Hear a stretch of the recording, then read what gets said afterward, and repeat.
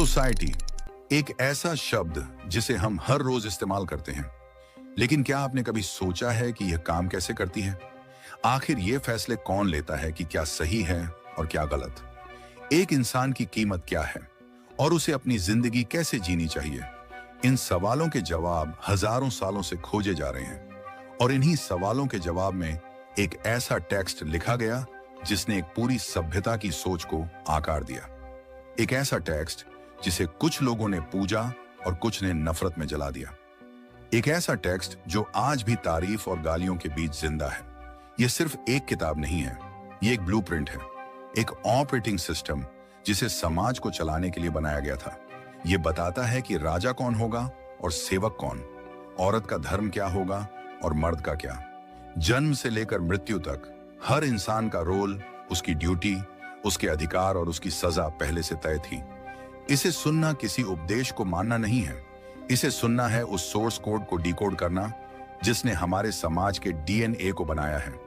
यह समझने की कोशिश है कि अधिकार, कर्तव्य और न्याय के वो नियम कैसे बने जिन्होंने सदियों तक करोड़ों लोगों की किस्मत तय की। यह उन अदृश्य धागों को देखने की कोशिश है जो आज भी हमें कहीं ना कहीं कंट्रोल कर रहे हैं। तो अगर आप सिर्फ सतह पर नहीं बल्कि समाज की गहराइयों में उतरने के लिए तैयार हैं, ये जानने के लिए कि व्यवस्था बनती कैसे है और बिगड़ती कैसे है, तो अपने हेडफोन्स लगाइए, दुनिया के शोर को बंद कीजिए और ध्यान से सुनिए। तो चलिए सुनते हैं मनुस्मृति की अद्भुत कहानी, सिर्फ ऑडियो बुक लेजेंड्स पर। अध्याय नंबर 1, सृष्टि उत्पत्ति, ब्रह्मांड का जन्म और समय का पहला पन्ना। चलिए अपनी यात्रा की शुरुआत करते हैं उस बिंदु से जहां कुछ भी नहीं था, जहां समय भी शून्य था। मनुस्मृति हमें बताती है कि सृष्टि की रचना कैसे हुई। कल्पना कीजिए एक घोर अंधकार की, जहां न दिन था, न रात, न कोई आकार, न कोई पहचान। सब कुछ बस एक गहरी नींद में सोया हुआ था। उस अवस्था को पहचानना या उसके बारे में कुछ भी कह पाना इंसान की समझ से परे था। तभी स्वयंभू, यानी जो स्वयं प्रकट हुए, भगवान ने इस अंधकार को दूर करने का निश्चय किया। उन्होंने अपने भीतर से ही इस सृष्टि को रचने की इच्छा प्रकट की। सबसे पहले उन्होंने जल की रचना की और उसमें एक बीज डाला। वो बीज एक सुनहरे अंडे, एक हिरण्यगर्भ में बदल गया। वो अंडा हजारों सालों तक उस विशाल जल में तैरता रहा। उस अंडे के भीतर स्वयं प्रजापति ब्रह्मा का वास था। जब सही समय आया तो उन्होंने उस अंडे को अपने योग बल से 2 भागों में तोड़ दिया। अंडे का एक हिस्सा स्वर्ग बना और दूसरा हिस्सा पृथ्वी, और इन दोनों के बीच का आकाश, दिशाएं और समुद्र बने। इस तरह ब्रह्मांड का ढांचा तैयार हुआ, लेकिन अभी भी यह खाली था, निर्जीव था। तब ब्रह्मा ने अपने मन के संकल्प से सृष्टि को आगे बढ़ाने का काम शुरू किया। उन्होंने सबसे पहले महत यानी बुद्धि की रचना की, फिर अहंकार की और फिर मन और 5 इंद्रियों की। इसके बाद पंच महाभूतों यानी पृथ्वी, जल, अग्नि, वायु और आकाश की रचना हुई। ये सब मिलकर ही किसी भी जीव के शरीर का आधार बनते हैं। ब्रह्मा ने समय की भी रचना की। उन्होंने पल, घड़ी, दिन, रात, महीने और साल बनाए। उन्होंने 4 युगों की कल्पना की, सतयुग, त्रेता युग, द्वापर युग और कलयुग। हर युग की अपनी एक अवधि होती है और हर युग में धर्म और नैतिकता का स्तर अलग अलग होता है। सतयुग में धर्म अपने 4 पैरों पर खड़ा होता है, यानी सत्य, तप, दया और दान का बोलबाला होता है। त्रेता में धर्म का 1 पैर कम हो जाता है, द्वापर में 2 और आज के इस कलयुग में धर्म सिर्फ 1 पैर पर खड़ा है, जहां अधर्म और पाप का प्रभाव ज्यादा है। इन 4 युगों का एक चक्र जब पूरा होता है तो उसे एक महायुग कहते हैं, और ऐसे हजारों महायुग मिलकर ब्रह्मा का एक दिन बनाते हैं। जब ब्रह्मा का दिन खत्म होता है तो प्रलय आती है और सब कुछ वापस उसी अंधकार में समा जाता है। और फिर जब ब्रह्मा की सुबह होती है तो सृष्टि की रचना फिर से शुरू होती है। यह चक्र अनंत काल तक चलता रहता है। अब जब सृष्टि का भौतिक और समय का ढांचा तैयार हो गया तो ब्रह्मा ने इसमें जीवन भरने का काम शुरू किया। उन्होंने अलग अलग तरह के जीव जंतु, वृक्ष, पौधे, पशु, पक्षी बनाए। लेकिन सृष्टि को चलाने के लिए, समाज को एक व्यवस्था देने के लिए उन्होंने अपने शरीर के अलग अलग अंगों से 4 वर्णों की रचना की। मनुस्मृति के अनुसार उन्होंने अपने मुख से ब्राह्मणों को उत्पन्न किया, जिनका काम ज्ञान, अध्ययन और यज्ञ करना था। अपनी भुजाओं से क्षत्रियों को, जिनका काम समाज की रक्षा करना और शासन करना था। अपनी जंघाओं से वैश्यों को, जिनका काम व्यापार, कृषि और पशुपालन था, और अपने पैरों से शूद्रों को, जिनका काम बाकी तीनों वर्णों की सेवा करना था। यहां यह समझना जरूरी है कि मनुस्मृति के अनुसार यह विभाजन कर्म और गुणों पर आधारित समाज की एक व्यवस्था थी, ताकि समाज का हर कार्य सुचारू रूप से चल सके। हर वर्ण के लिए अलग अलग कर्तव्य और जिम्मेदारियां तय की गईं। इस अध्याय में हमें यह भी बताया गया है कि यह जो ज्ञान है, यह मनु को स्वयं ब्रह्मा ने दिया था। जब सृष्टि की रचना हो गई तो मरीचि आदि महर्षियों ने मनु के पास जाकर इस ज्ञान को जानने की इच्छा प्रकट की। तब मनु ने उन्हें वो सब कुछ बताया जो उन्होंने ब्रह्मा से सुना था। सृष्टि की रचना से लेकर समाज के नियमों तक, कर्म के सिद्धांत से लेकर मोक्ष के मार्ग तक। यही ज्ञान बाद में मनुस्मृति या मानव धर्मशास्त्र के नाम से जाना गया। यह सिर्फ एक कहानी नहीं है, बल्कि यह जीवन के प्रति एक दृष्टिकोण है।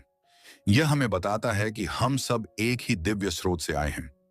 यह हमें समय के विशाल चक्र का एहसास कराता है, जिसमें हमारा जीवन एक छोटी सी बूंद के बराबर है। यह हमें याद दिलाता है कि हर चीज का एक उद्देश्य है, एक व्यवस्था है। जब हम रात में आसमान के तारों को देखते हैं या उगते सूरज की पहली किरण को महसूस करते हैं, तो हम उसी विराट रचना का एक हिस्सा होते हैं, जिसके बारे में मनुस्मृति के पहले अध्याय में बताया गया है। यह अध्याय एक नींव की तरह है, जिस पर आगे के सभी नियम और सिद्धांत टिके हुए हैं। अगर हम सृष्टि की इस विशालता और दिव्यता को नहीं समझेंगे, तो हम जीवन के छोटे छोटे नियमों के महत्व को भी नहीं समझ पाएंगे। यह हमें एक बड़ा परिप्रेक्ष्य देता है। यह हमें यह भी बताता है कि धर्म सिर्फ पूजा पाठ नहीं है, बल्कि सृष्टि के संतुलन को बनाए रखने में अपना योगदान देना ही सबसे बड़ा धर्म है। जब एक बीज वृक्ष बनता है तो वो अपना धर्म निभा रहा है। जब नदी बहती है तो वो अपना धर्म निभा रही है। ठीक उसी तरह जब इंसान अपने कर्तव्यों का पालन करता है, तो वो भी इस सृष्टि की व्यवस्था में अपना योगदान दे रहा होता है। यह अध्याय हमें हमारी रूट्स से जोड़ता है, हमें हमारे अस्तित्व के स्रोत की याद दिलाता है। यह समझना बहुत दिलचस्प है कि हजारों साल पहले भी लोग इन बड़े सवालों के जवाब ढूंढ रहे थे। हम कहां से आए हैं? यह दुनिया कैसे बनी? समय क्या है? और इन सवालों के जो जवाब उन्हें मिले, उन्होंने उसे अपनी सामाजिक और नैतिक व्यवस्था का आधार बनाया। यह ज्ञान सिर्फ दार्शनिक नहीं था, बल्कि व्यवहारिक भी था। इसका उद्देश्य लोगों को एक अनुशासित और उद्देश्यपूर्ण जीवन जीने के लिए प्रेरित करना था। सृष्टि की रचना का यह विवरण हमें यह भी सिखाता है कि हर चीज एक दूसरे से जुड़ी हुई है। इंसान, प्रकृति, ग्रह, नक्षत्र सब एक ही धागे में पिरोए हुए हैं। अगर हम इस संतुलन को बिगाड़ते हैं तो उसका असर पूरी सृष्टि पर पड़ता है। तो यह थी कहानी सृष्टि की उत्पत्ति की, जैसा कि मनुस्मृति में बताया गया है। एक ऐसी कहानी जो हमें हमारे अहंकार से मुक्त करती है और हमें उस विराट शक्ति के सामने नतमस्तक होना सिखाती है, जिसने इस अद्भुत ब्रह्मांड की रचना की। लेकिन सृष्टि की रचना तो बस शुरुआत थी। इस सृष्टि में रहने वाले मनुष्यों को सही रास्ते पर चलाने के लिए नियमों की जरूरत थी, एक विधान की जरूरत थी, और इसी विधान को धर्म कहा गया। लेकिन यह धर्म क्या है? इसके स्रोत क्या हैं? और एक इंसान, खासकर एक विद्यार्थी को अपने जीवन के पहले पड़ाव में इस धर्म का पालन कैसे करना चाहिए? इन सभी सवालों के जवाब हमें मिलेंगे अगले अध्याय में, जहां हम जानेंगे धर्म के स्रोतों और ब्रह्मचर्य आश्रम के कठोर नियमों के बारे में, जो किसी भी व्यक्ति के चरित्र की नींव रखते हैं। अध्याय नंबर 2, धर्म के स्रोत और ब्रह्मचर्य आश्रम, जीवन की नींव और छात्र के कर्तव्य। पहले अध्याय में हमने जाना कि यह ब्रह्मांड कैसे बना, समय का चक्र कैसे चलता है और समाज की व्यवस्था का आधार क्या है। अब सवाल यह उठता है कि इस समाज में रहने वाले इंसान को कैसे पता चलेगा कि सही क्या है और गलत क्या है, उसके लिए धर्म क्या है। मनुस्मृति का दूसरा अध्याय इसी फंडामेंटल सवाल का जवाब देता है। यह अध्याय हमें धर्म के स्रोतों के बारे में बताता है। मनु कहते हैं कि धर्म को जानने के 4 प्रमुख स्रोत हैं। सबसे पहला और सबसे महत्वपूर्ण स्रोत है वेद। वेदों को श्रुति भी कहा जाता है, यानी वो ज्ञान जो सुना गया है, जो किसी इंसान ने नहीं लिखा, बल्कि जिसे ऋषियों ने गहरे ध्यान में परमात्मा से सीधे प्राप्त किया। इसलिए वेदों को परम प्रमाण माना गया है। अगर कोई बात वेदों में लिखी है तो उस पर कोई सवाल नहीं उठाया जा सकता। धर्म का दूसरा स्रोत है स्मृति। स्मृतियां वो ग्रंथ हैं जिन्हें वेदों के ज्ञाता ऋषियों ने वेदों के सिद्धांतों को याद करके उन्हें समझकर आम लोगों के लिए लिखा है। मनुस्मृति खुद एक स्मृति ग्रंथ है। जहां वेदों के नियम बहुत गहरे और सांकेतिक हैं, वहीं स्मृतियां उन्हें सरल और व्यवहारिक रूप में प्रस्तुत करती हैं। अगर किसी विषय पर वेद मौन है, तो स्मृतियों में दिए गए निर्देशों का पालन करना चाहिए। धर्म का तीसरा स्रोत है सदाचार। सदाचार का मतलब है सज्जनों का आचरण, यानी उस समाज के जो विद्वान, गुणी और धार्मिक लोग हैं, वो जैसा व्यवहार करते हैं, जिस रास्ते पर चलते हैं, वही आम लोगों के लिए भी अनुकरणीय है। यह एक बहुत ही व्यवहारिक बात है, क्योंकि हर छोटी बड़ी बात के लिए कानून नहीं बनाया जा सकता। बहुत सी चीजें हम समाज के अच्छे लोगों को देखकर ही सीखते हैं। और धर्म का चौथा और आखिरी स्रोत है आत्मतुष्टि, यानी अपनी आत्मा की संतुष्टि। जब किसी ऐसी परिस्थिति में फंस जाएं जहां वेद, स्मृति या सदाचार से कोई स्पष्ट निर्देश न मिल रहा हो, तो इंसान को अपने विवेक और अपनी अंतरात्मा की आवाज सुननी चाहिए। जिस काम को करने से अपनी आत्मा को शांति और संतोष मिले, वही धर्म है। यह चार स्तंभ हैं जिन पर धर्म का पूरा भवन खड़ा है। अब जब हमने धर्म के स्रोतों को समझ लिया, तो सवाल उठता है कि इस धर्म की शिक्षा कब और कैसे शुरू होनी चाहिए। यहीं से शुरुआत होती है आश्रम व्यवस्था की। मनुस्मृति के अनुसार इंसान के जीवन को 100 साल का मानकर उसे 4 बराबर भागों में बांटा गया है: ब्रह्मचर्य, गृहस्थ, वानप्रस्थ और सन्यास। हर आश्रम की अपनी जिम्मेदारियां और अपने कर्तव्य हैं। जीवन का पहला पड़ाव है ब्रह्मचर्य आश्रम, यानी छात्र जीवन, जो लगभग 25 साल की उम्र तक चलता है। इस अध्याय में ब्रह्मचर्य आश्रम के नियमों पर बहुत विस्तार से बात की गई है, क्योंकि यही वो समय है जब व्यक्ति के चरित्र की नींव रखी जाती है। इस आश्रम की शुरुआत होती है उपनयन संस्कार से। यह एक बहुत ही महत्वपूर्ण संस्कार है, जिसे दूसरा जन्म भी माना जाता है। इस संस्कार में गुरु छात्र को एक जनेऊ यानी यज्ञोपवीत पहनाते हैं और उसे गायत्री मंत्र की दीक्षा देते हैं। इसके बाद ही छात्र वेद पढ़ने का अधिकारी बनता है। यह संस्कार ब्राह्मण बालक का 8 साल में, क्षत्रिय का 11 साल में और वैश्य का 12 साल में होना चाहिए। उपनयन संस्कार के बाद छात्र अपने घर परिवार को छोड़कर गुरु के आश्रम यानी गुरुकुल में रहने के लिए चला जाता है। यहां से उसका एक कठोर और अनुशासित जीवन शुरू होता है।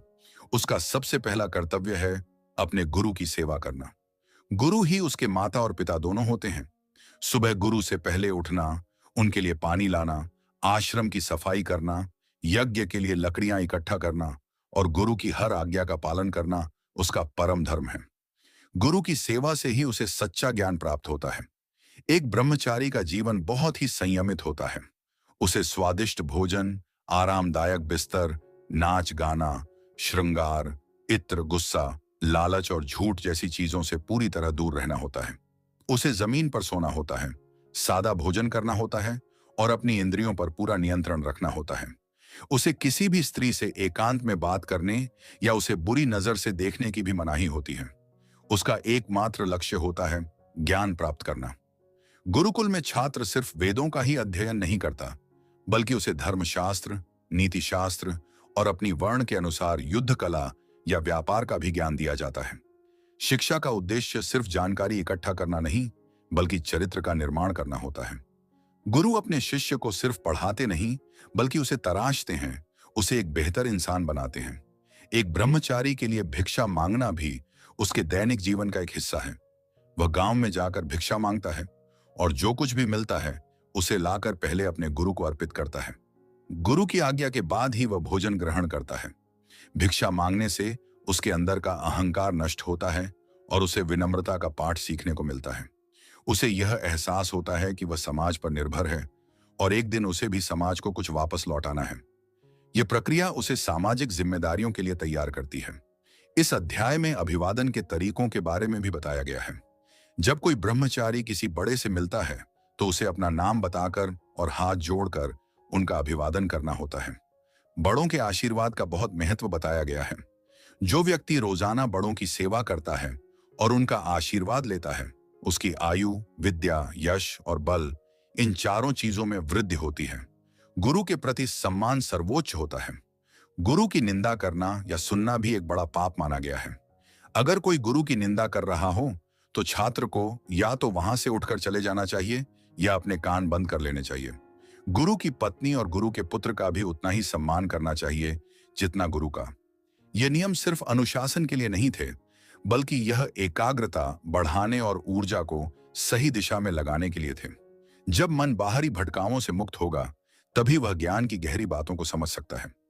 ब्रह्मचर्य का शाब्दिक अर्थ ही है ब्रह्म के मार्ग पर चलना। इस आश्रम में छात्र अपनी शारीरिक, मानसिक और आध्यात्मिक ऊर्जा को ज्ञान प्राप्त करने के लिए संरक्षित करता है। यह पूरा अध्याय एक मजबूत नींव बनाने पर जोर देता है। जैसे एक मजबूत इमारत के लिए एक गहरी और पक्की नींव की जरूरत होती है, वैसे ही एक सफल और धार्मिक जीवन के लिए एक अनुशासित ब्रह्मचर्य आश्रम बहुत जरूरी है। आज के समय में शायद गुरुकुल व्यवस्था नहीं है, लेकिन इसके सिद्धांत आज भी उतने ही प्रासंगिक हैं। अनुशासन, गुरु का सम्मान, इंद्रियों पर नियंत्रण और ज्ञान के प्रति समर्पण, ये वो मूल्य हैं जो किसी भी छात्र को, चाहे वो किसी भी युग में हो, सफलता दिला सकते हैं। कमेंट्स में बताइए, क्या आपको लगता है कि आज की शिक्षा प्रणाली में ब्रह्मचर्य आश्रम के कुछ सिद्धांतों को शामिल किया जाना चाहिए? तो इस तरह एक छात्र अपने जीवन के पहले 25 साल ज्ञान और तपस्या में बिताता है, खुद को आने वाले जीवन की चुनौतियों के लिए तैयार करता है। लेकिन यह तैयारी किस लिए है? इस ज्ञान और अनुशासन का उपयोग वह कहां करेगा? जाहिर है, जीवन के अगले पड़ाव में, गृहस्थ आश्रम में।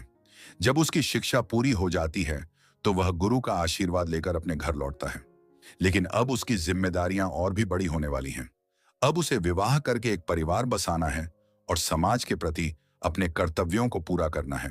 लेकिन विवाह क्या है, इसके नियम क्या हैं और एक गृहस्थ का जीवन कैसा होना चाहिए, जानेंगे अगले अध्याय में, जहां हम बात करेंगे विवाह के संस्कारों और गृहस्थ आश्रम के जटिल नियमों की, जो समाज की सबसे छोटी लेकिन सबसे महत्वपूर्ण इकाई यानी परिवार को एक साथ बांध कर रखते हैं। अध्याय नंबर 3, विवाह और गृहस्थ आश्रम, परिवार की नींव और सामाजिक कर्तव्य। ब्रह्मचर्य आश्रम की कठोर तपस्या और ज्ञान अर्जन के बाद अब एक युवक जीवन के दूसरे और सबसे महत्वपूर्ण पड़ाव यानी गृहस्थ आश्रम में प्रवेश करने के लिए तैयार है। मनुस्मृति इस आश्रम को सभी आश्रमों में श्रेष्ठ मानती है, क्योंकि यही वो आश्रम है जो बाकी तीनों आश्रमों को सहारा देता है। जैसे सभी जीव वायु के सहारे जीते हैं, वैसे ही सभी आश्रम गृहस्थ के सहारे ही चलते हैं।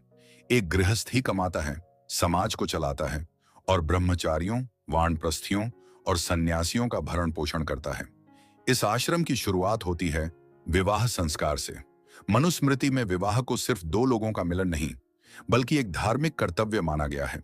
इसका उद्देश्य सिर्फ संतान उत्पन्न करना नहीं, बल्कि धर्म का पालन करना और देव, ऋषि और पितृ ऋण से मुक्त होना है। यह अध्याय हमें विवाह के 8 प्रकारों के बारे में विस्तार से बताता है। ये 8 प्रकार उस समय के समाज की अलग अलग परिस्थितियों को दर्शाते हैं। सबसे पहला और सबसे उत्तम विवाह है ब्राह्म विवाह। इसमें कन्या का पिता एक योग्य, विद्वान और सदाचारी वर को खुद निमंत्रण देकर बुलाता है और अपनी बेटी को वस्त्र आभूषणों से सजाकर उसे दान करता है। आज के समय में जो अरेंज मैरिज होती है, वो इसी का एक रूप है। दूसरा है दैव विवाह। इसमें जब कोई यज्ञ चल रहा हो, तो उस यज्ञ को कराने वाले पुरोहित को ही अपनी कन्या दान में दे दी जाती है। तीसरा है आर्ष विवाह। इसमें वर पक्ष से 1 या 2 गाय के जोड़े लेकर अपनी कन्या का विवाह किया जाता है। चौथा है प्राजापत्य विवाह। इसमें पिता, वर और कन्या दोनों को यह कहकर विवाह कराता है कि तुम दोनों मिलकर धर्म का आचरण करो, और वर से इसका वचन लेता है। इन चारों विवाहों को धर्म के अनुकूल और प्रशंसनीय माना गया है। इसके बाद के 4 विवाहों को उतना अच्छा नहीं माना जाता। 5वां है आसुर विवाह। इसमें वर कन्या के पिता और कन्या को अपनी क्षमता के अनुसार धन देकर कन्या से विवाह करता है। एक तरह से यह कन्या को खरीदने जैसा है। छठा है गांधर्व विवाह। इसमें वर और कन्या अपनी इच्छा से बिना माता पिता की सहमति के प्रेम के कारण विवाह कर लेते हैं। इसे आज की लव मैरिज जैसा समझा जा सकता है। 7वां है राक्षस विवाह। इसमें रोती चिल्लाती कन्या का बलपूर्वक अपहरण करके उससे विवाह किया जाता है। और 8वां और सबसे निंदनीय विवाह है पैशाच विवाह। इसमें सोई हुई, नशे में या पागल लड़की के साथ गलत काम करके फिर उससे विवाह किया जाता है। मनुस्मृति इन आखिरी 2 विवाहों की कठोर निंदा करती है और इन्हें अधर्म मानती है। यह 8 प्रकार हमें यह दिखाते हैं कि उस समय समाज में अलग अलग तरह की प्रथाएं मौजूद थीं और मनुस्मृति उन्हें धर्म और अधर्म के पैमाने पर तौलती है। विवाह के लिए सही वर और कन्या का चुनाव कैसे किया जाए, इस पर भी इस अध्याय में बहुत कुछ कहा गया है। बताया गया है कि ऐसी लड़की से विवाह नहीं करना चाहिए जिसके परिवार में कोई गंभीर बीमारी हो या जिसके परिवार का आचरण अच्छा न हो। लड़की बहुत ज्यादा बोलने वाली या बहुत कम बोलने वाली भी नहीं होनी चाहिए। उसके शरीर पर बहुत ज्यादा बाल या कोई शारीरिक दोष भी नहीं होना चाहिए। इसी तरह वर के लिए भी योग्यताएं बताई गई हैं। वह विद्वान, स्वस्थ और अच्छे कुल का होना चाहिए। विवाह अपनी ही जाति में होना चाहिए, लेकिन सगोत्र यानी एक ही गोत्र में नहीं होना चाहिए। मां की तरफ से 7 पीढ़ी और पिता की तरफ से 5 पीढ़ी तक के रिश्तों में विवाह वर्जित माना गया है। इन नियमों का उद्देश्य एक स्वस्थ और सुसंस्कृत संतान को जन्म देना था, जो आगे चलकर समाज के लिए उपयोगी साबित हो। जब विवाह हो जाता है तो एक गृहस्थ का जीवन शुरू होता है। अब उसकी जिम्मेदारियां कई गुना बढ़ जाती हैं।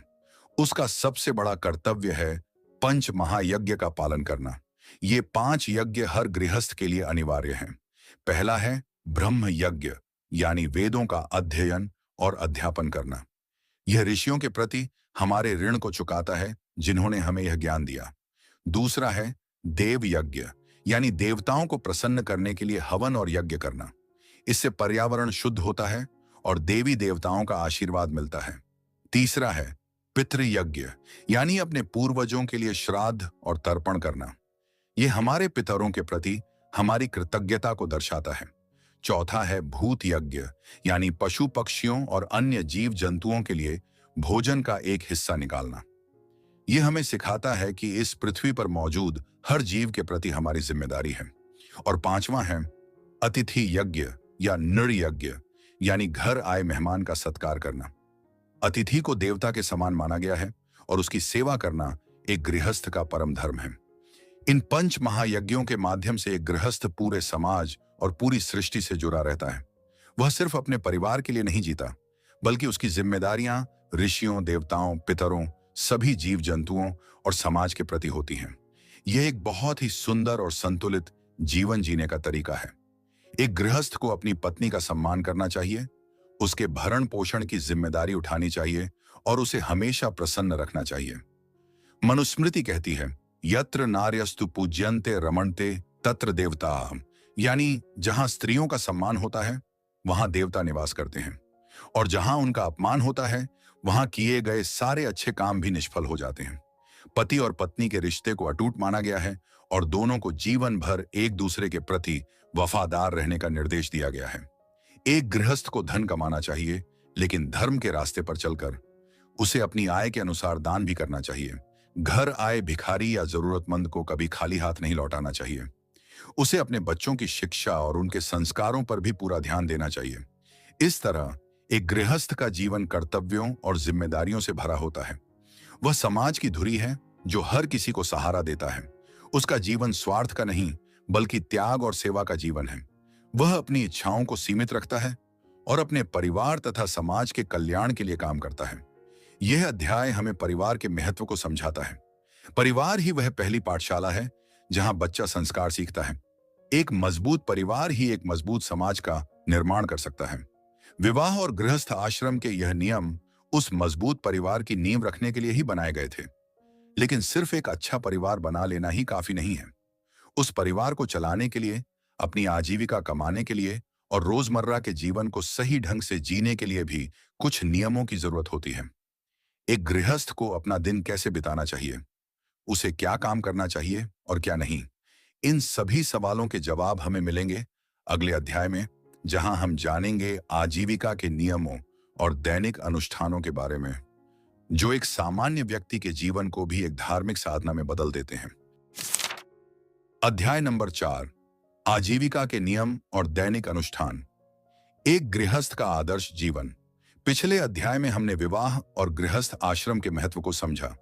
अब एक व्यक्ति गृहस्थ बन चुका है, उसका परिवार है, लेकिन परिवार को चलाने के लिए धन की जरूरत होती है, आजीविका की जरूरत होती है। अध्याय 4 हमें इसी के बारे में मार्गदर्शन देता है।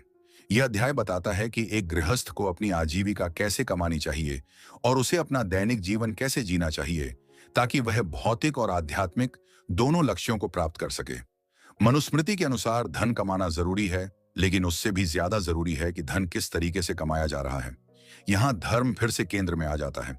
आजीविका ऐसी होनी चाहिए जिससे किसी दूसरे को कष्ट न पहुंचे और जो धर्म के विरुद्ध न हो। इस अध्याय में अलग अलग वर्णों के लिए आजीविका के साधन बताए गए हैं। ब्राह्मण के लिए 6 कर्म निर्धारित हैं: पढ़ना, पढ़ाना, यज्ञ करना, यज्ञ कराना, दान लेना और दान देना। इनमें से पढ़ाना, यज्ञ कराना और दान लेना उसकी आजीविका के मुख्य साधन है। एक ब्राह्मण से यह उम्मीद की जाती है कि वह धन का संग्रह नहीं करेगा, बल्कि उतना ही स्वीकार करेगा जितने से उसका और उसके परिवार का गुजारा चल सके। उसका मुख्य धन उसका ज्ञान और तप है। क्षत्रिय का धर्म है प्रजा की रक्षा करना, और इसके बदले में वह प्रजा से कर यानी टैक्स ले सकता है। उसकी आजीविका का मुख्य साधन शासन और युद्ध है। वैश्य का काम है व्यापार करना, कृषि करना और पशुपालन करना। इन कामों से वह धन कमा सकता है और समाज की आर्थिक व्यवस्था को मजबूत कर सकता है। शूद्र का कर्तव्य बाकी तीनों वर्णों की सेवा करना बताया गया है और इसी से वह अपनी आजीविका चलाता है। मनुस्मृति इस बात पर बहुत जोर देती है कि व्यक्ति को अपनी निर्धारित आजीविका के तरीकों का ही पालन करना चाहिए, लेकिन साथ ही यह भी कहा गया है कि अगर कोई बहुत बड़ी विपत्ति आ जाए और अपने वर्ण के अनुसार आजीविका चलाना संभव न हो, तो व्यक्ति दूसरे वर्ण की आजीविका अपना सकता है, लेकिन कुछ शर्तों के साथ। इसे आपद धर्म कहते हैं, जिसके बारे में हम आगे और विस्तार से जानेंगे। आजीविका के साथ साथ धन के संग्रह को लेकर भी नियम है। एक गृहस्थ को बहुत ज्यादा धन इकट्ठा करने के लालच से बचना चाहिए। उसे उतना ही संग्रह करना चाहिए जितने से उसके परिवार का 1 साल या 3 साल तक का खर्च चल सके। जरूरत से ज्यादा संग्रह करने को पाप माना गया है, क्योंकि इससे समाज में असमानता बढ़ती है। जो धन कमाया गया है उसे भी सोच समझकर खर्च करना चाहिए। धर्म के कार्यों में, परिवार के भरण पोषण में और जरूरतमंदों की मदद करने में। आजीविका के अलावा यह अध्याय एक गृहस्थ की आदर्श दिनचर्या के बारे में भी बताता है। उसे सूर्योदय से पहले ब्रह्म मुहूर्त में उठना चाहिए। उठकर सबसे पहले ईश्वर का ध्यान करना चाहिए और फिर शौच आदि से निवृत्त होकर स्नान करना चाहिए। स्नान के बाद संध्या वंदन और गायत्री मंत्र का जाप करना अनिवार्य है। इसके बाद देव यज्ञ यानी हवन करना चाहिए। फिर वेदों का स्वाध्याय करना चाहिए। ये सब करने के बाद ही उसे अपनी आजीविका के काम में लगना चाहिए। दोपहर में भोजन करने से पहले उसे पंच महायज्ञों का अनुष्ठान करना चाहिए, जैसा कि हमने पिछले अध्याय में चर्चा की थी।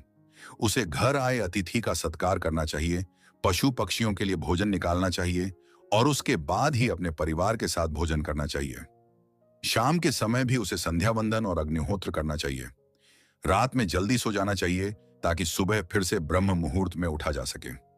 यह एक बहुत ही अनुशासित दिनचर्या है, जिसका उद्देश्य व्यक्ति के जीवन को व्यवस्थित करना और उसे शारीरिक तथा मानसिक रूप से स्वस्थ रखना है। इसके अलावा इस अध्याय में बहुत सारे नैतिक नियम भी बताए गए हैं, जैसे कभी किसी की निंदा नहीं करनी चाहिए, दूसरों के धन का लालच नहीं करना चाहिए, झूठ नहीं बोलना चाहिए, किसी को भी अपने शब्दों से कष्ट नहीं पहुंचाना चाहिए, हमेशा सत्य और प्रिय बोलना चाहिए, लेकिन अप्रिय सत्य भी नहीं बोलना चाहिए, यानी ऐसा सच भी नहीं बोलना चाहिए जिससे किसी का बहुत ज्यादा अहित हो जाए। अपने माता पिता और गुरु की हमेशा सेवा करनी चाहिए। इस अध्याय में कुछ दिलचस्प सामाजिक नियम भी हैं, जैसे किसी दूसरे के कुएं या तालाब में स्नान नहीं करना चाहिए, किसी दूसरे के बिस्तर या आसन पर नहीं बैठना चाहिए, पराई स्त्री पर कभी बुरी नजर नहीं डालनी चाहिए, सुबह और शाम के समय सोना नहीं चाहिए, नास्तिकों या धर्म की निंदा करने वालों से ज्यादा मेलजोल नहीं रखना चाहिए। ये सारे नियम व्यक्ति को एक अनुशासित, नैतिक और सामाजिक प्राणी बनाने के लिए हैं। इनका पालन करने से व्यक्ति न केवल इस लोक में सुख और सम्मान पाता है, बल्कि परलोक में भी उसे सद्गति प्राप्त होती है। यह अध्याय हमें सिखाता है कि जीवन का हर छोटा बड़ा काम धर्म से जोड़ा जा सकता है। आप कैसे कमाते हैं, कैसे खाते हैं, कैसे सोते हैं, कैसे बोलते हैं, यह सब आपके धार्मिक जीवन का हिस्सा है। धर्म सिर्फ मंदिरों या यज्ञशालाओं तक सीमित नहीं है, बल्कि वह आपके घर, आपके बाजार और आपके मन के भीतर भी मौजूद है। यह अध्याय एक तरह से माइंडफुल लिविंग या सचेत जीवन की बात करता है। हर काम को पूरी जागरूकता और यह सोचकर करना कि इसका मुंह पर, मेरे परिवार पर, समाज पर और पर्यावरण पर क्या असर पड़ेगा। यह हमें भौतिकवाद और अध्यात्म के बीच एक संतुलन बनाना सिखाता है। धन कमाना गलत नहीं है, लेकिन धर्म को भूलकर धन कमाना गलत है। सुख भोगना गलत नहीं है, लेकिन दूसरों को दुख देकर सुख भोगना गलत है। यह अध्याय एक गृहस्थ के लिए एक पूरी आचार संहिता है, एक कोड ऑफ कंडक्ट है। इसका पालन करके वह एक सफल और सम्मानित जीवन जी सकता है। तो एक गृहस्थ अपनी आजीविका कमा रहा है, अपने दैनिक अनुष्ठान कर रहा है और एक नैतिक जीवन जी रहा है।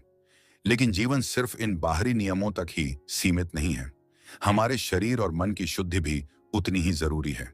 हम क्या खाते हैं, इसका हमारे मन और विचारों पर गहरा असर पड़ता है।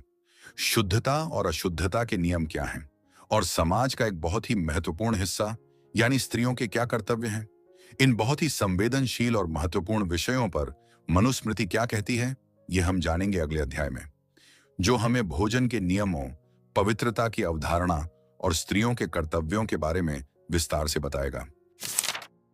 अध्याय नंबर 5, आहार, शुद्धि और स्त्रियों के कर्तव्य, तन, मन और समाज की पवित्रता। अब हम मनुस्मृति के एक ऐसे अध्याय में प्रवेश कर रहे हैं जो बहुत ही सूक्ष्म और विस्तृत नियमों से भरा हुआ है। यह अध्याय हमारे जीवन के 3 बहुत ही महत्वपूर्ण पहलुओं पर बात करता है, हमारा भोजन, शारीरिक और मानसिक पवित्रता और समाज में स्त्रियों की भूमिका और उनके कर्तव्य। ये तीनों ही विषय किसी भी समाज की संरचना और उसके स्वास्थ्य के लिए बहुत महत्वपूर्ण होते हैं। चलिए सबसे पहले बात करते हैं आहार के नियमों की। मनुस्मृति कहती है, जैसा खाए अन्न वैसा होए मन। हमारा भोजन सिर्फ हमारे शरीर को ही नहीं बल्कि हमारे विचारों, हमारी भावनाओं और हमारी चेतना को भी प्रभावित करता है। इसीलिए क्या खाना चाहिए और क्या नहीं खाना चाहिए, इस पर बहुत विस्तार से नियम दिए गए हैं। सबसे पहले मांस खाने का कड़ा निषेध किया गया है। मनुस्मृति के अनुसार मांस की उत्पत्ति हिंसा से होती है और जो व्यक्ति किसी दूसरे जीव की हत्या करके या उसकी हत्या में शामिल होकर अपने पेट की भूख मिटाता है, वह पाप का भागी बनता है। यह कहा गया है कि जो व्यक्ति किसी पशु को मारता है, जो उसे बेचने के लिए लाता है, जो उसे पकाता है और जो उसे खाता है, ये सभी हत्या के दोषी होते हैं। अहिंसा को परम धर्म माना गया है और मांस भक्षण को इस धर्म के विरुद्ध। इसके अलावा लहसुन, प्याज, मशरूम जैसी चीजों को भी खाने से मना किया गया है, क्योंकि इन्हें तामसिक भोजन माना जाता है जो मन में उत्तेजना और बुरे विचारों को जन्म देता है। शराब या किसी भी तरह के नशीले पदार्थ का सेवन करना भी ब्राह्मणों के लिए एक महापाप माना गया है। भोजन हमेशा ताजा, सात्विक और शुद्ध होना चाहिए। किसी का झूठा भोजन नहीं करना चाहिए। भोजन करने से पहले और बाद में हाथ, पैर और मुंह धोना जरूरी है। भोजन शांत मन से और ईश्वर को धन्यवाद देकर करना चाहिए। ये नियम हमें सिखाते हैं कि भोजन सिर्फ पेट भरने की एक क्रिया नहीं बल्कि एक यज्ञ है जिसे पूरी पवित्रता और सम्मान के साथ करना चाहिए। अब बात करते हैं शुद्धि और अशुद्धि की अवधारणा की। मनुस्मृति में पवित्रता पर बहुत जोर दिया गया है।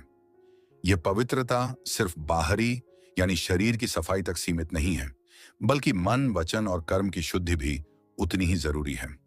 शरीर की शुद्धि जल और मिट्टी से होती है, मन की शुद्धि सत्य से होती है, आत्मा की शुद्धि विद्या और तप से होती है और बुद्धि की शुद्धि ज्ञान से होती है। इसके अलावा कुछ विशेष परिस्थितियों में अशुद्ध या सूतक की बात भी की गई है।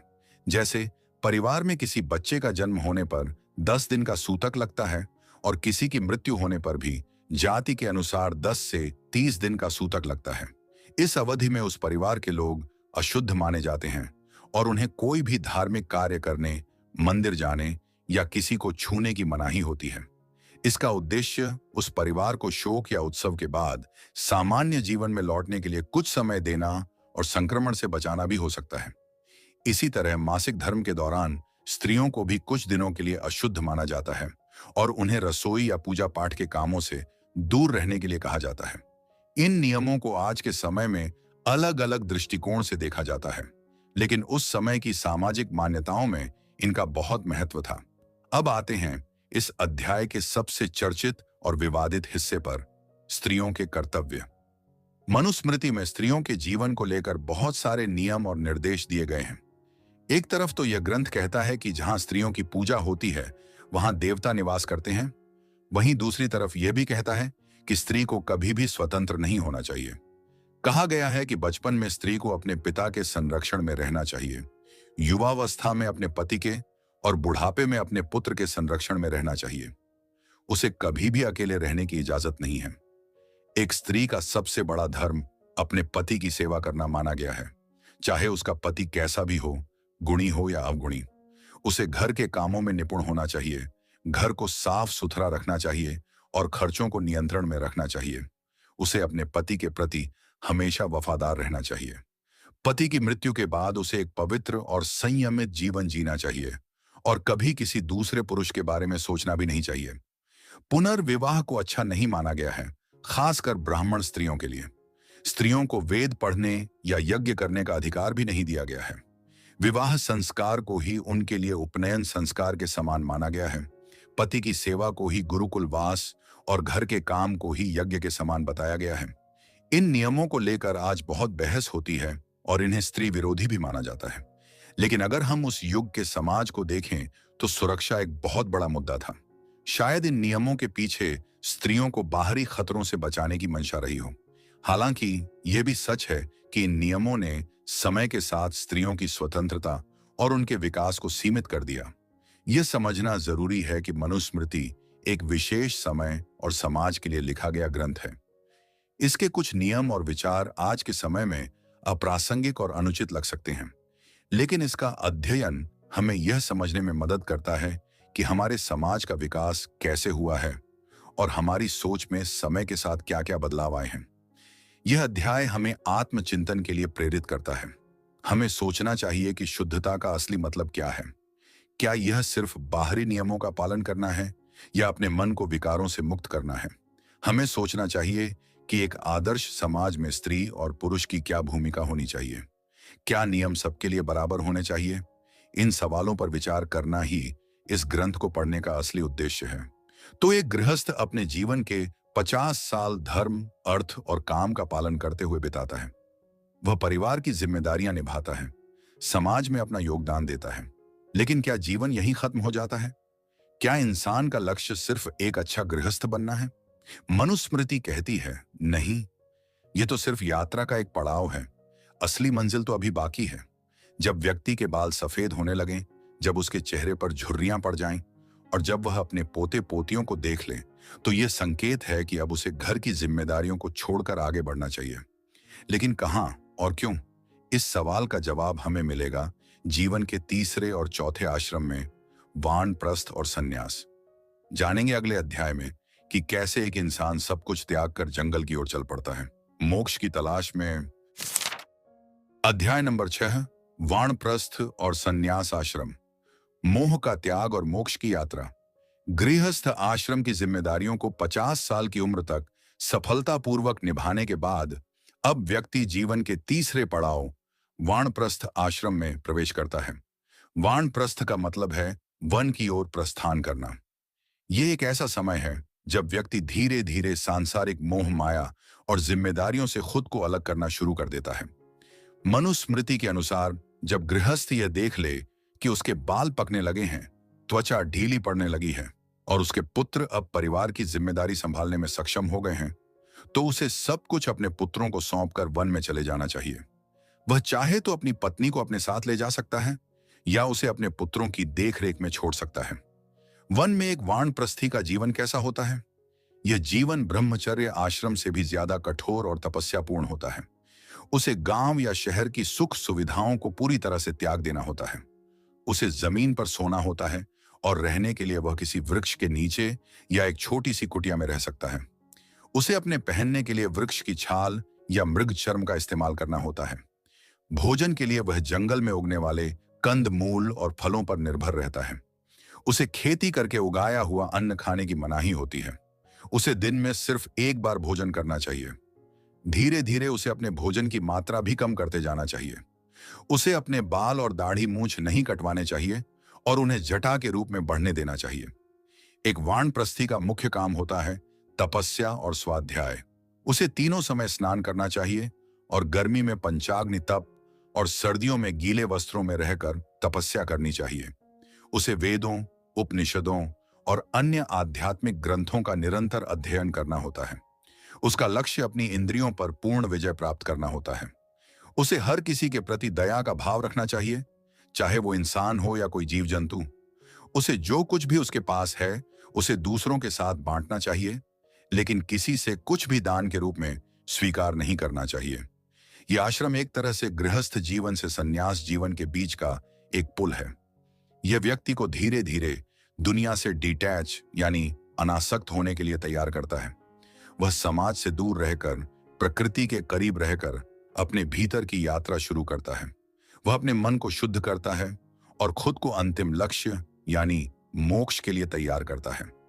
जब एक वानप्रस्थी को यह महसूस होने लगता है कि उसका मन अब पूरी तरह से सांसारिक इच्छाओं से मुक्त हो गया है और उसे शरीर से भी कोई मोह नहीं रह गया है, तब वह जीवन के चौथे और अंतिम आश्रम संन्यास आश्रम में प्रवेश करता है। यह जीवन का सर्वोच्च चरण है जो सामान्यतः 75 साल की उम्र के बाद शुरू होता है।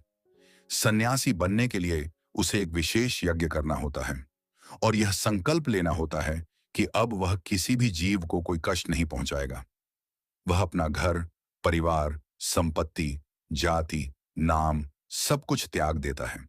वह अपने शिखा और यज्ञोपवीत का भी त्याग कर देता है।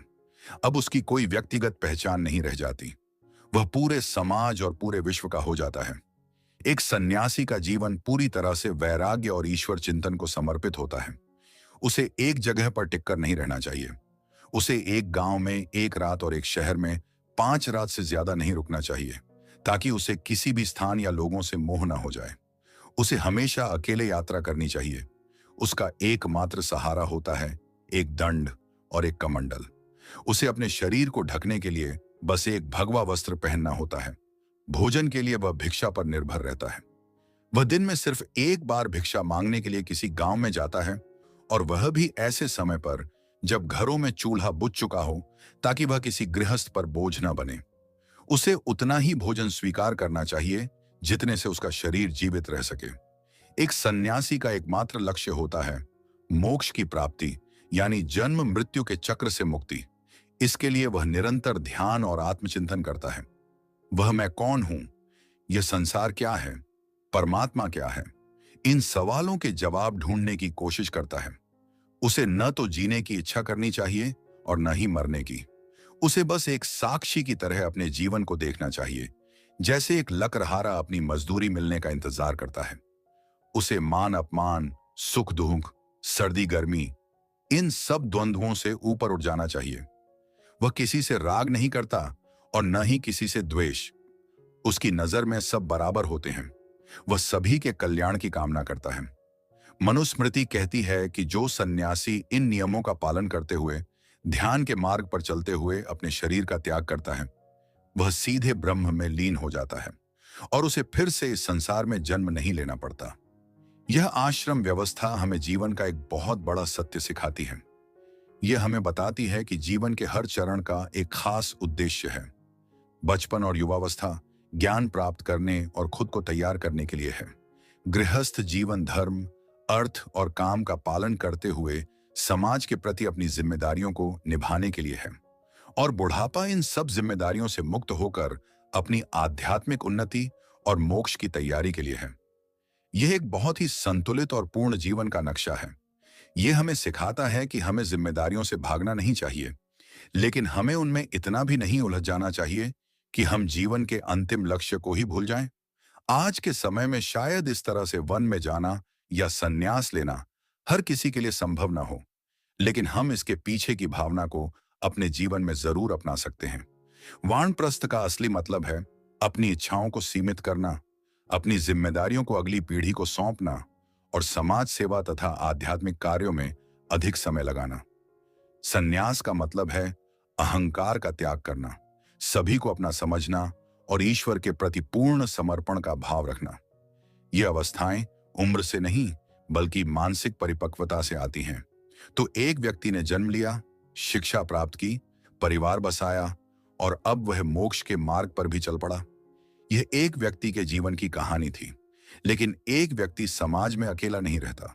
वह एक राज्य का, एक देश का हिस्सा होता है। उस राज्य को कौन चलाता है? एक राजा। एक राजा के क्या कर्तव्य होने चाहिए?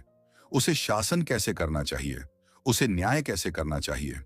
इन बेहद जरूरी सवालों का जवाब मनुस्मृति के सबसे महत्वपूर्ण अध्यायों में से एक में दिया गया है।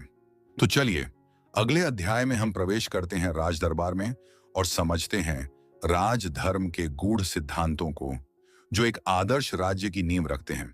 अध्याय नंबर 7, राजधर्म, एक आदर्श राजा के कर्तव्य और शासन की कला। अभी तक हमने एक व्यक्ति के व्यक्तिगत जीवन की यात्रा को देखा, ब्रह्मचर्य से लेकर संन्यास तक। लेकिन कोई भी व्यक्ति एक निर्वात में नहीं रहता, वह एक समाज, एक राज्य का हिस्सा होता है। उस समाज की सुरक्षा, समृद्धि और न्याय की जिम्मेदारी किसकी है? मनुस्मृति के अनुसार यह जिम्मेदारी राजा की है। अध्याय 7 पूरी तरह से राजधर्म को समर्पित है, यानी एक राजा के क्या कर्तव्य हैं, उसे शासन कैसे करना चाहिए और एक आदर्श राज्य की व्यवस्था कैसी होनी चाहिए। यह अध्याय राजनीति शास्त्र और लोक प्रशासन का एक प्राचीन ग्रंथ है। मनु कहते हैं कि जब दुनिया में कोई राजा नहीं था तो मत्स्य न्याय प्रचलित था, यानी जैसे बड़ी मछली छोटी मछली को खा जाती है, वैसे ही शक्तिशाली लोग कमजोरों पर अत्याचार करते थे। इस अराजकता को खत्म करने के लिए ही ईश्वर ने राजा के पद का निर्माण किया। सबसे पहले बात आती है कि राजा कैसा होना चाहिए। मनुस्मृति एक राजा के लिए बहुत ऊंचे आदर्श स्थापित करती है। राजा को इंद्र, वायु, यम, सूर्य, अग्नि, वरुण, चंद्र और कुबेर, इन 8 देवताओं के दिव्य गुणों से युक्त होना चाहिए।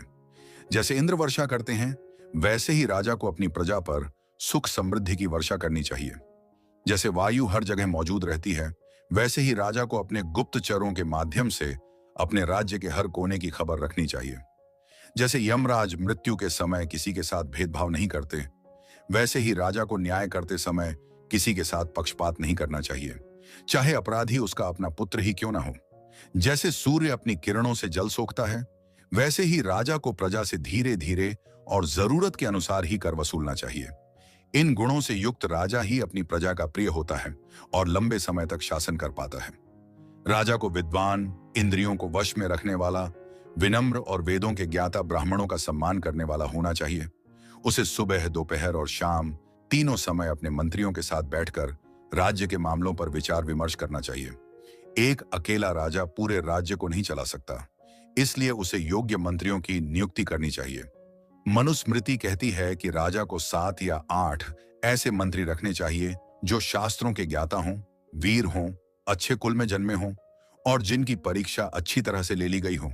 इन मंत्रियों से हर महत्वपूर्ण विषय पर सलाह लेनी चाहिए, लेकिन अंतिम निर्णय राजा का ही होना चाहिए। मंत्रियों के अलावा राज्य में और भी बहुत सारे अधिकारी होने चाहिए, जैसे सेनापति, कोषाध्यक्ष और गुप्तचर विभाग का प्रमुख। एक कुशल गुप्तचर प्रणाली को राज्य की आंखें माना गया है। राजा को अपने गुप्तचरों के माध्यम से अपने अधिकारियों, पड़ोसी राज्यों और अपनी प्रजा के बीच क्या चल रहा है, इसकी पूरी जानकारी रखनी चाहिए। राज्य की सुरक्षा के लिए एक मजबूत किले का होना बहुत जरूरी है। मनुस्मृति 6 तरह के किलों का वर्णन करती है: धन्व दुर्ग, मही दुर्ग, जल दुर्ग, वृक्ष दुर्ग, नृदुर्ग और गिरिदुर्ग। राजा को इनमें से किसी एक गिरिदुर्ग को अपनी राजधानी बनाना चाहिए, क्योंकि वह सबसे सुरक्षित माना जाता है। किले के भीतर सेना, हथियार, अनाज और पानी का पर्याप्त भंडार होना चाहिए, ताकि घेराबंदी के समय भी काम चल सके। एक शक्तिशाली और अनुशासित सेना भी राज्य के लिए अनिवार्य है। सेना में हाथी, घोड़े, रथ और पैदल सैनिक चारों अंग होने चाहिए। राजा को समय समय पर अपनी सेना का निरीक्षण करना चाहिए और उन्हें युद्ध के लिए हमेशा तैयार रखना चाहिए। अब बात करते हैं विदेश नीति की। एक राजा को अपने पड़ोसी राज्यों के साथ कैसे संबंध रखने चाहिए, इसके लिए मनुस्मृति मंडल सिद्धांत का प्रतिपादन करती है। इसके अनुसार एक राजा को अपने राज्य को केंद्र मानकर अपने आसपास के राज्यों को मित्र, शत्रु, मध्यम या उदासीन के रूप में वर्गीकृत करना चाहिए। पड़ोसी राज्य को स्वाभाविक शत्रु मानना चाहिए और उसके पड़ोसी राज्य को अपना मित्र मानना चाहिए। इस सिद्धांत के आधार पर राजा को अपनी विदेश नीति तय करनी चाहिए। इसके अलावा विदेश नीति के 6 गुण बताए गए हैं: संधि, विग्रह, यान, आसन, संश्रय और द्वैधी भाव। राजा को अपनी और शत्रु की शक्ति का सही आकलन करके ही इनमें से किसी एक नीति का प्रयोग करना चाहिए। युद्ध को हमेशा अंतिम विकल्प मानना चाहिए। पहले साम, दाम और भेद, इन 3 उपायों का प्रयोग करना चाहिए। जब ये तीनों उपाय विफल हो जाएं, तभी दंड यानी युद्ध का सहारा लेना चाहिए। राज्य की अर्थव्यवस्था का आधार है कर यानी टैक्स। राजा को प्रजा से कर कैसे वसूलना चाहिए? इस पर मनुस्मृति बहुत ही व्यवहारिक सलाह देती है। कहा गया है कि राजा को प्रजा से कर वैसे ही लेना चाहिए जैसे झोंक खून चूसती है, बछड़ा दूध पीता है और भौंरा फूलों से रस लेता है, यानी धीरे धीरे और बिना ज्यादा कष्ट दिए। व्यापारियों से उनके लाभ का 5वां हिस्सा और किसानों से उनकी उपज का 6ठा, 8वां या 12वां हिस्सा कर के रूप में लिया जाना चाहिए। लेकिन कर इतना ज्यादा नहीं होना चाहिए कि प्रजा को अपना काम धंधा छोड़ना पड़ जाए। जो धन कर के रूप में इकट्ठा हो उसे राज्य की सुरक्षा, अधिकारियों के वेतन और प्रजा के कल्याण के कामों में खर्च करना चाहिए। राजा का सबसे बड़ा धर्म है प्रजा का पालन और उनकी रक्षा करना। उसे अपनी प्रजा के साथ एक पिता की तरह व्यवहार करना चाहिए। उसे यह सुनिश्चित करना चाहिए कि राज्य में कोई भी भूखा, बीमार या दुखी न रहे। चोरों, डाकुओं और अपराधियों से प्रजा की रक्षा करना उसका परम कर्तव्य है। जो राजा अपनी प्रजा की रक्षा नहीं कर पाता वह नरक में जाता है। इस तरह राजधर्म एक बहुत बड़ी जिम्मेदारी है। यह सिर्फ सत्ता का भोग नहीं बल्कि एक कठोर तपस्या है। एक आदर्श राजा वह है जो अपने व्यक्तिगत सुखों का त्याग करके दिन रात अपनी प्रजा की भलाई के लिए काम करता है। यह अध्याय हमें सिखाता है कि एक अच्छा शासन कैसा होना चाहिए। यह पारदर्शिता, जवाबदेही और प्रजा के कल्याण पर आधारित होना चाहिए। एक शासक को शक्तिशाली होने के साथ साथ दयालु और न्यायप्रिय भी होना चाहिए। ये सिद्धांत हजारों साल पुराने हो सकते हैं, लेकिन इनकी प्रासंगिकता आज भी उतनी ही है। कोई भी देश तभी तरक्की कर सकता है जब उसका शासक और उसकी सरकार इन आदर्शों का पालन करे। लेकिन सिर्फ एक अच्छा राजा होना ही काफी नहीं है। राज्य में न्याय व्यवस्था कैसी हो? जब लोग आपस में लड़ें या कोई अपराध हो तो उसका फैसला कैसे किया जाए? इन सवालों का जवाब कानून और न्याय की किताबों में होता है। मनुस्मृति का अगला अध्याय हमें उसी कानूनी दुनिया में ले जाएगा, जहां हम जानेंगे दीवानी और फौजदारी कानूनों, न्यायालय की प्रक्रियाओं और दंड विधान के बारे में, जो किसी भी सभ्य समाज का आधार होते हैं। अध्याय नंबर 8, दीवानी और फौजदारी कानून, न्याय का तराजू और दंड का विधान। एक आदर्श राजा और एक सुव्यवस्थित राज्य की कल्पना तब तक अधूरी है जब तक वहां एक निष्पक्ष और मजबूत न्याय प्रणाली न हो। अध्याय 8 हमें मनुस्मृति की कानूनी व्यवस्था की गहरी समझ देता है। यह अध्याय सिविल लॉ और क्रिमिनल लॉ के बारे में विस्तार से बताता है। यह हमें उस समय की अदालती कार्यवाही, सबूतों के प्रकार और अलग-अलग अपराधों के लिए दी जाने वाली सजाओं का एक पूरा खाका प्रस्तुत करता है। मनु के अनुसार न्याय करना राजा का सबसे पवित्र कर्तव्य है। राजा को स्वयं विद्वान ब्राह्मणों और अपने मंत्रियों के साथ राजसभा में बैठकर मुकदमों की सुनवाई करनी चाहिए। यदि राजा स्वयं उपस्थित न हो सके तो उसे किसी योग्य और विद्वान ब्राह्मण को न्यायाधीश नियुक्त करना चाहिए। मनुस्मृति में मुकदमों के 18 मुख्य विषय बताए गए हैं, जिन्हें विवाद पद कहा गया है। इनमें से कुछ प्रमुख हैं: ऋण का न चुकाना, किसी की धरोहर को हड़प लेना, बिना स्वामित्व के किसी वस्तु को बेच देना, साझेदारी में विवाद, वेतन या मजदूरी न देना, अनुबंध या समझौते को तोड़ना, खरीद बिक्री में विवाद, पशुओं के मालिक को लेकर विवाद, जमीन जायदाद के सीमा विवाद, मानहानि, मारपीट, चोरी, डाका और स्त्री पुरुष के बीच के अपराध। ये सूची दिखाती है कि उस समय का समाज कितना विकसित था कि इन सभी तरह के विवादों के लिए अलग अलग कानून बनाए गए थे। न्याय की प्रक्रिया में सबसे महत्वपूर्ण चीज होती है सबूत या प्रमाण। मनुस्मृति 3 तरह के प्रमाणों को मान्यता देती है: लिखित दस्तावेज, गवाह और कब्जा। अगर किसी जमीन पर किसी का लंबे समय से कब्जा है और कोई दस्तावेज नहीं है तो कब्जे को भी एक मजबूत सबूत माना जाता है। गवाहों की भूमिका न्याय प्रक्रिया में बहुत महत्वपूर्ण होती है। मनुस्मृति कहती है कि कम से कम 3 गवाह होने चाहिए। गवाह ऐसे व्यक्ति होने चाहिए जो धर्म को जानने वाले, भरोसेमंद और निष्पक्ष हों। स्त्रियों, बच्चों, बूढ़ों या अपराधियों की गवाही को बहुत सावधानी से लेना चाहिए। झूठी गवाही देना एक बहुत बड़ा पाप माना गया है। न्यायाधीश को गवाहों से शपथ दिलानी चाहिए और उन्हें यह याद दिलाना चाहिए कि झूठी गवाही देने से उनके कई जन्मों के पुण्य नष्ट हो जाते हैं और उन्हें नरक में जाना पड़ता है। अगर किसी मामले में कोई गवाह या सबूत न मिले तो न्यायाधीश दिव्य परीक्षा का सहारा भी ले सकता है, जैसे आरोपी को आग या पानी से गुजारना। हालांकि इसका प्रयोग बहुत ही असाधारण परिस्थितियों में किया जाता था। अब बात करते हैं दंड विधान की। मनुस्मृति का मानना है कि दंड ही शासन करता है, दंड ही सबकी रक्षा करता है। जब सब सो रहे होते हैं तब दंड जागता रहता है।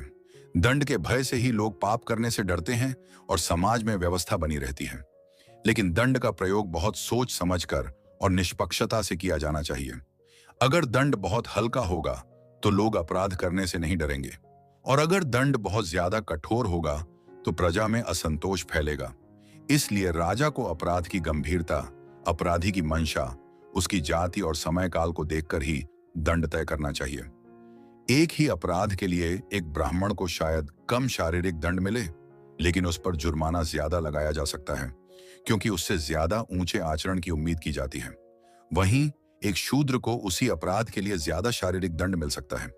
यह व्यवस्था आज के कानून की नजर में भेदभावपूर्ण लग सकती है, लेकिन उस समय यह वर्ण व्यवस्था पर आधारित सामाजिक संरचना का एक हिस्सा थी।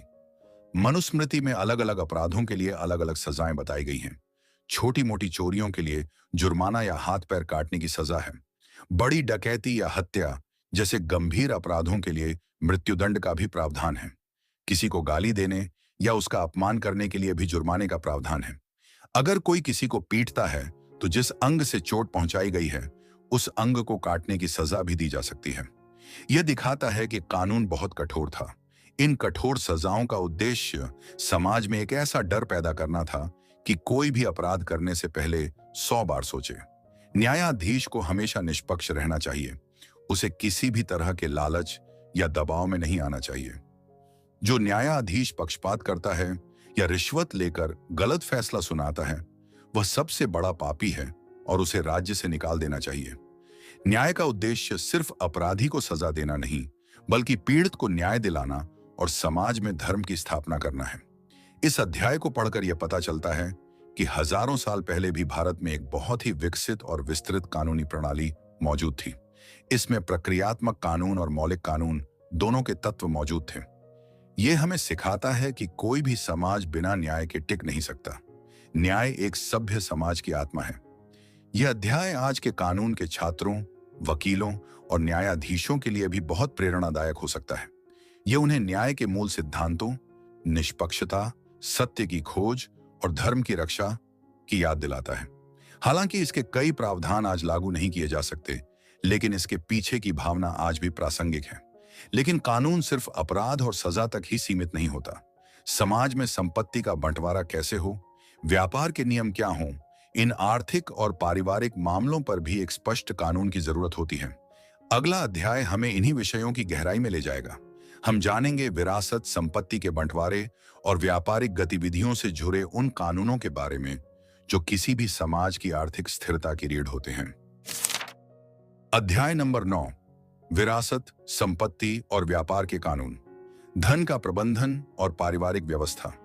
न्याय और दंड की व्यवस्था समझने के बाद अब हम समाज के एक और बहुत ही महत्वपूर्ण पहलू पर आते हैं, संपत्ति और उसका प्रबंधन। अध्याय 9 हमें विरासत, संपत्ति के बंटवारे और व्यापारिक गतिविधियों से जुड़े कानूनों के बारे में बताता है। यह अध्याय पारिवारिक संबंधों, खासकर पति पत्नी के रिश्ते और उनकी जिम्मेदारियों पर भी और प्रकाश डालता है। किसी भी समाज की शांति और स्थिरता इस बात पर बहुत निर्भर करती है कि वहां संपत्ति का बंटवारा निष्पक्ष तरीके से होता है या नहीं। मनुस्मृति इस विषय पर बहुत विस्तृत नियम देती है। सबसे पहले बात करते हैं विरासत की। मनु के अनुसार पिता की मृत्यु के बाद उसकी संपत्ति पर उसके पुत्रों का अधिकार होता है। सबसे बड़े पुत्र को संपत्ति का एक विशेष हिस्सा अतिरिक्त दिया जा सकता है, क्योंकि परिवार की जिम्मेदारी अब उसी पर होती है। बाकी बची हुई संपत्ति को सभी भाइयों में बराबर बराबर बांट दिया जाना चाहिए। अगर कोई भाई विकलांग है या किसी वजह से कमाने में असमर्थ है तो बाकी भाइयों की जिम्मेदारी है कि वे उसका भरण पोषण करें। बेटियों को पिता की संपत्ति में सीधा हिस्सा नहीं दिया जाता था। उनकी शादी में जो कुछ भी दिया जाता था, जिसे स्त्री धन कहते हैं, उसी पर उनका अधिकार होता था। स्त्री धन में वो गहने, कपड़े और उपहार शामिल होते थे जो उसे उसके माता पिता, भाई या पति से मिलते थे। इस स्त्री धन पर सिर्फ उसी स्त्री का अधिकार होता था। उसका पति भी उसे उसकी मर्जी के बिना इस्तेमाल नहीं कर सकता था। स्त्री की मृत्यु के बाद उसका स्त्री धन उसकी बेटियों को मिलता था। अगर किसी व्यक्ति का कोई पुत्र न हो तो वह अपनी बेटी के पुत्र को अपना उत्तराधिकारी बना सकता था। इसके अलावा गोद लेने की प्रथा को भी मान्यता दी गई थी। कोई भी निसंतान व्यक्ति अपने ही गोत्र के किसी लड़के को गोद लेकर उसे अपना उत्तराधिकारी बना सकता था। ये नियम सुनिश्चित करते थे कि परिवार की संपत्ति परिवार में ही रहे और वंश आगे बढ़ता रहे। इन नियमों से यह भी पता चलता है कि उस समय का समाज पितृसत्तात्मक था, जहां वंश और संपत्ति पिता से पुत्र को ही हस्तांतरित होती थी। यह अध्याय पति पत्नी के कर्तव्यों को भी फिर से रेखांकित करता है। इसमें कहा गया है कि पति और पत्नी को जीवन भर एक दूसरे के प्रति वफादार रहना चाहिए। यह उनका परम धर्म है। परिवार की आर्थिक व्यवस्था की जिम्मेदारी पति की होती है, जबकि घर के प्रबंधन और खर्चों पर नियंत्रण रखने की जिम्मेदारी पत्नी की। पत्नी को हमेशा प्रसन्न रखना पति का कर्तव्य है, क्योंकि घर की लक्ष्मी की प्रसन्नता पर ही परिवार की समृद्धि निर्भर करती है। जुआ खेलना, शराब पीना और आलस्य में समय बिताना, इन चीजों को एक गृहस्थ के लिए बहुत बड़ा दोष माना गया है। जो व्यक्ति इन बुरी आदतों में पड़ जाता है, वह अपनी संपत्ति और अपने परिवार दोनों को नष्ट कर देता है। इसलिए राजा का यह भी कर्तव्य है कि वह अपने राज्य में जुए और सट्टेबाजी पर नियंत्रण रखे। संपत्ति के अलावा यह अध्याय व्यापार और वाणिज्य से जुड़े कुछ नियमों पर भी प्रकाश डालता है। इसमें अनुबंध, साझेदारी और ऋण से जुड़े विवादों को सुलझाने के तरीके बताए गए हैं। अगर कोई व्यक्ति किसी से ऋण लेता है तो उसे ब्याज सहित चुकाना उसका धर्म है। ब्याज की दरें भी तय की गई थीं, जो अलग अलग वर्णों के लिए अलग अलग थीं। अगर कोई अपना ऋण नहीं चुका पाता तो उसे ऋण चुकाने के लिए काम भी करना पड़ सकता था। इसी तरह अगर दो लोग मिलकर कोई व्यापार करते हैं तो लाभ और हानि का बंटवारा उनके द्वारा लगाई गई पूंजी के अनुपात में होना चाहिए। किसी भी वस्तु को खरीदते या बेचते समय सही माप तौल का इस्तेमाल करना अनिवार्य है। जो व्यापारी कम तौलता है या मिलावटी सामान बेचता है, उसे कठोर दंड दिया जाना चाहिए। ये नियम एक स्वस्थ और ईमानदार बाजार व्यवस्था को बढ़ावा देने के लिए बनाए गए थे। इस अध्याय में राजा के कर्तव्यों पर फिर से जोर दिया गया है। राजा को अपनी प्रजा की संपत्ति की रक्षा करनी चाहिए।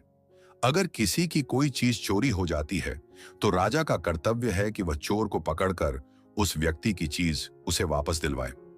अगर राजा चोर को पकड़ने में असफल रहता है तो उसे अपनी जेब से उस व्यक्ति के नुकसान की भरपाई करनी चाहिए। यह एक बहुत बड़ी जिम्मेदारी है जो दिखाती है कि राजा अपनी प्रजा के प्रति कितना जवाबदेह होता था। यह अध्याय हमें उस समय के सामाजिक और आर्थिक जीवन की एक झलक देता है। यह हमें बताता है कि परिवार और संपत्ति को कितनी अहमियत दी जाती थी। यह हमें एक अनुशासित और नैतिक आर्थिक जीवन जीने के लिए प्रेरित करता है। ईमानदारी, कड़ी मेहनत और अपने कर्तव्यों का पालन, यही एक समृद्ध जीवन का आधार है। हालांकि संपत्ति के बंटवारे से जुड़े नियम, खासकर स्त्रियों के अधिकारों के मामले में, आज के मानकों पर खरे नहीं उतरते, लेकिन वे हमें यह समझने में मदद करते हैं कि समय के साथ हमारे कानूनी और सामाजिक विचारों में कितना विकास हुआ है। अब तक हमने 4 मुख्य वर्णों, ब्राह्मण, क्षत्रिय, वैश्य और शूद्र के कर्तव्यों और नियमों के बारे में जाना। लेकिन क्या समाज सिर्फ इन 4 वर्णों तक ही सीमित था? क्या इन वर्णों के बीच विवाह संबंध नहीं होते थे? और अगर होते थे तो उनसे उत्पन्न संतानों का समाज में क्या स्थान था? इसके अलावा अगर कभी कोई ऐसी विपत्ति आ जाए कि व्यक्ति अपने वर्ण के लिए निर्धारित काम न कर पाए, तो उसे क्या करना चाहिए? इन जटिल सवालों के जवाब हमें मिलेंगे अगले अध्याय में, जहां हम बात करेंगे मिश्रित जातियों की उत्पत्ति और आपद धर्म के नियमों के बारे में। अध्याय नंबर 10, मिश्रित जातियां और आपद धर्म, सामाजिक संरचना और संकट के नियम। मनुस्मृति ने समाज को 4 मुख्य वर्णों में विभाजित किया था और हर वर्ण के लिए अपने नियम, कर्तव्य और विवाह के विधान थे। लेकिन समाज कभी भी इतना सीधा और सरल नहीं होता। अध्याय 10 हमें सामाजिक संरचना की जटिलताओं में ले जाता है। यह अध्याय 2 बहुत ही महत्वपूर्ण विषयों पर बात करता है। पहला, वर्ण संकर यानी मिश्रित जातियों की उत्पत्ति, और दूसरा, आपद धर्म यानी संकट के समय में पालन किए जाने वाले नियम। सबसे पहले बात करते हैं वर्ण संकर की। मनुस्मृति के अनुसार व्यक्ति को अपनी ही जाति में विवाह करना चाहिए। इसे सवर्ण विवाह कहते हैं। लेकिन जब कोई पुरुष अपने से नीचे की जाति की स्त्री से विवाह करता है तो उसे अनुलोम विवाह कहते हैं। जैसे एक ब्राह्मण पुरुष का क्षत्रिय या वैश्य स्त्री से विवाह। इस तरह के विवाह से उत्पन्न संतान को समाज में एक हद तक मान्यता प्राप्त थी। लेकिन जब कोई स्त्री अपने से ऊंची जाति के पुरुष से विवाह न करके अपने से नीची जाति के पुरुष से विवाह करती है तो उसे प्रतिलोम विवाह कहा जाता है। जैसे एक ब्राह्मण स्त्री का एक शूद्र पुरुष से विवाह। मनुस्मृति इस तरह के विवाहों की कड़ी निंदा करती है और इन्हें अधर्म मानती है। ऐसा माना जाता था कि प्रतिलोम विवाह से उत्पन्न संतानें, जिन्हें वर्ण संकर कहा जाता है, अपने माता पिता के गुणों को खो देती हैं और उनमें कई तरह के दोष आ जाते हैं। इस अध्याय में ऐसी कई मिश्रित जातियों की एक लंबी सूची दी गई है और यह बताया गया है कि कौन सी जाति किन दो अलग अलग जातियों के माता पिता के संयोग से उत्पन्न हुई है। उदाहरण के लिए निषाद, सूत, चंडाल जैसी जातियों को वर्ण संकर माना गया। इन जातियों के लिए समाज में बहुत ही निम्न स्थान निर्धारित किया गया था और उनके लिए अलग अलग तरह के काम तय किए गए थे, जैसे श्मशान घाट पर काम करना, मरे हुए जानवरों को उठाना या झल्लाद का काम करना। उन्हें गांव के बाहर रहने और फेंके हुए बर्तन इस्तेमाल करने जैसे कठोर नियमों का पालन करना पड़ता था। यह अध्याय उस समय की सामाजिक कठोरता और जातिगत भेदभाव की एक स्पष्ट तस्वीर पेश करता है। यह दिखाता है कि समाज में शुद्धता की धारणा कितनी मजबूत थी और जाति के नियमों को तोड़ने को कितना बड़ा अपराध माना जाता था। इन नियमों ने सदियों तक भारतीय समाज में ऊंच नीच की भावना को बढ़ावा दिया और एक बहुत बड़े वर्ग को सामाजिक न्याय और सम्मान से वंचित रखा। आज के आधुनिक भारत के संविधान में इस तरह के किसी भी भेदभाव के लिए कोई जगह नहीं है और कानून की नजर में सभी नागरिक बराबर हैं।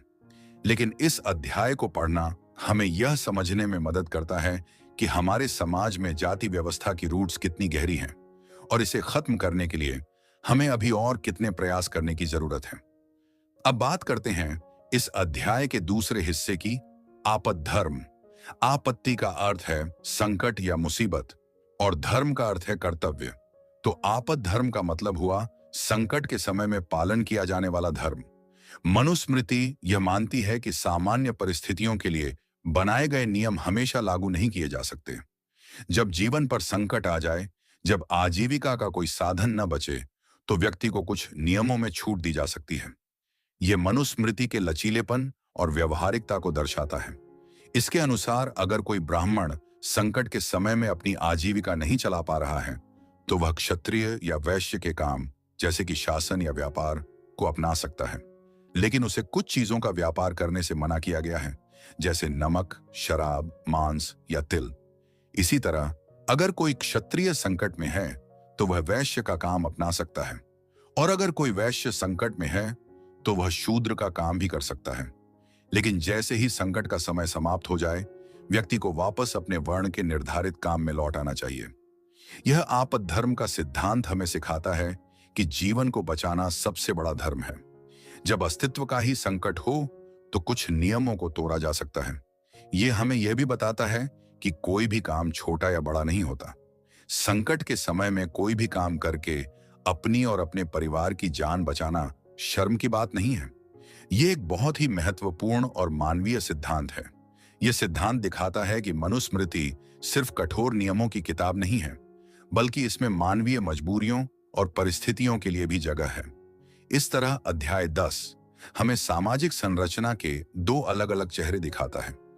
एक तरफ जाति को लेकर कठोर और भेदभावपूर्ण नियम है, तो दूसरी तरफ संकट के समय में नियमों में छूट देने वाला एक मानवीय दृष्टिकोण भी है। यह हमें बताता है कि कोई भी समाज पूरी तरह से अच्छा या बुरा नहीं होता, उसमें हमेशा जटिलताएं और विरोधाभास होते हैं। अब तक हमने समाज के नियम, कानून और कर्तव्यों के बारे में जाना, लेकिन क्या हो अगर कोई इन नियमों को तोड़ दे? क्या हो अगर कोई जाने अनजाने में कोई पाप कर बैठे? क्या उस गलती को सुधारने का कोई रास्ता है? क्या पापों से मुक्ति मिल सकती है?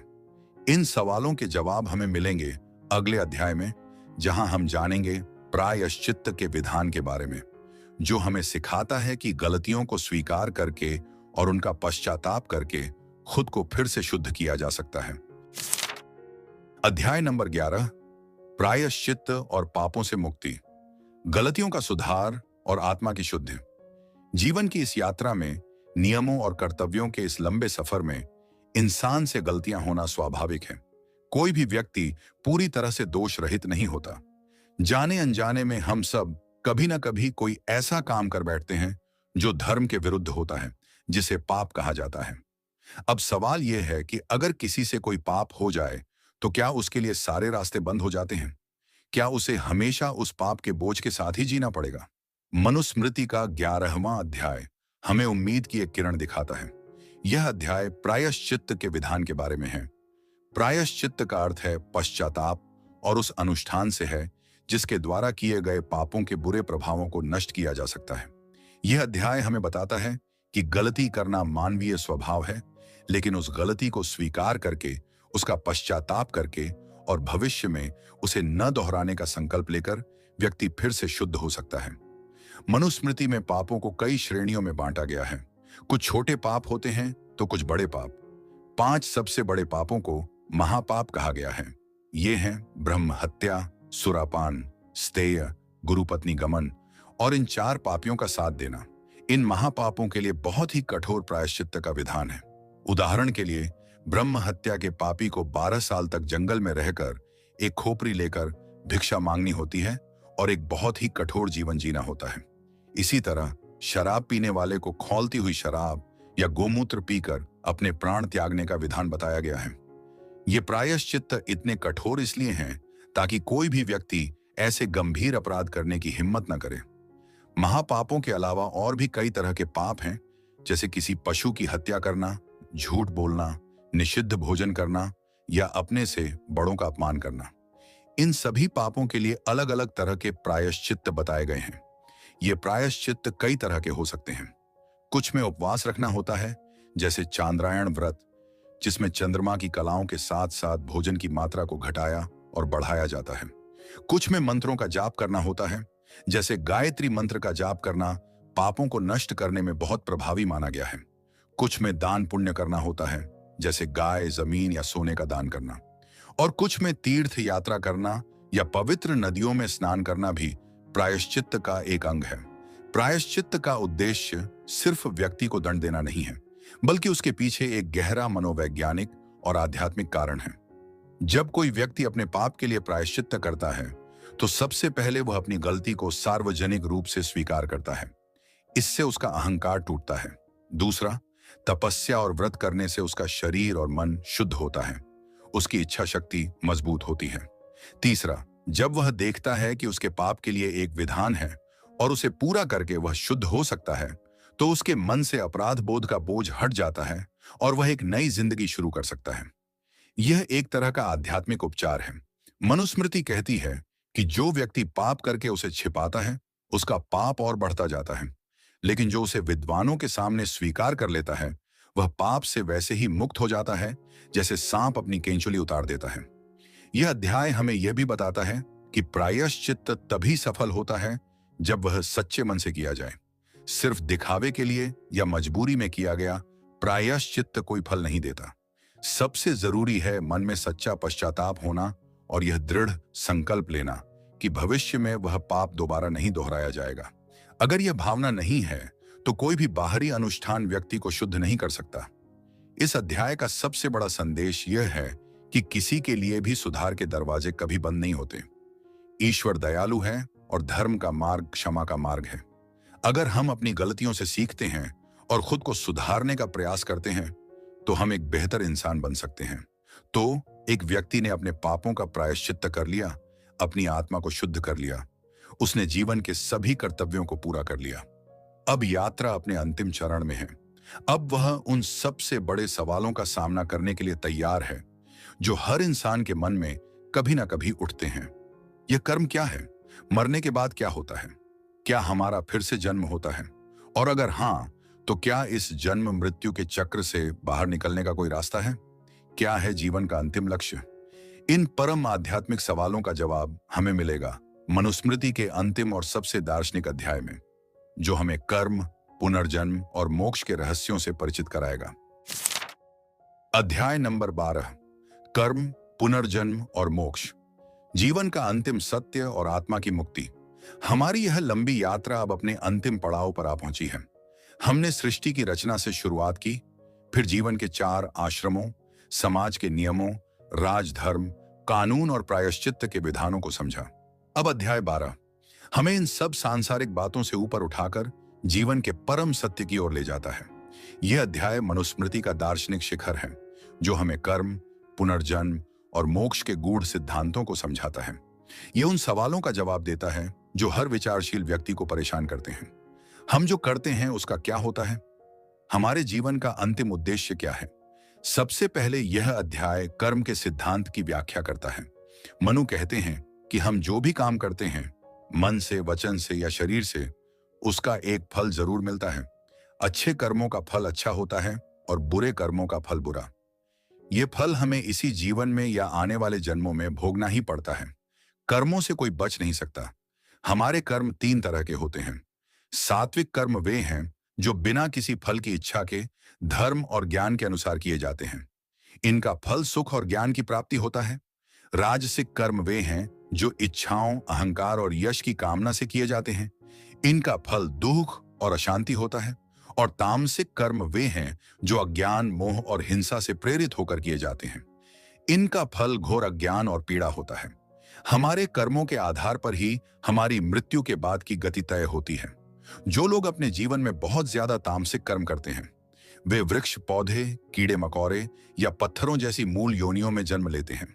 जो लोग राजसिक कर्म करते हैं, वे मनुष्य के रूप में जन्म लेते हैं और राजा या योद्धा बनते हैं।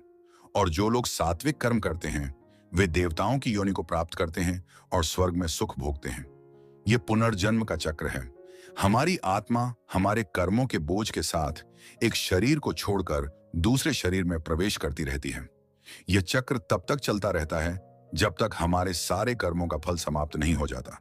तो क्या इस चक्र से बाहर निकलने का कोई रास्ता नहीं है? क्या हम हमेशा जन्म और मृत्यु के इस खेल में फंसे रहेंगे?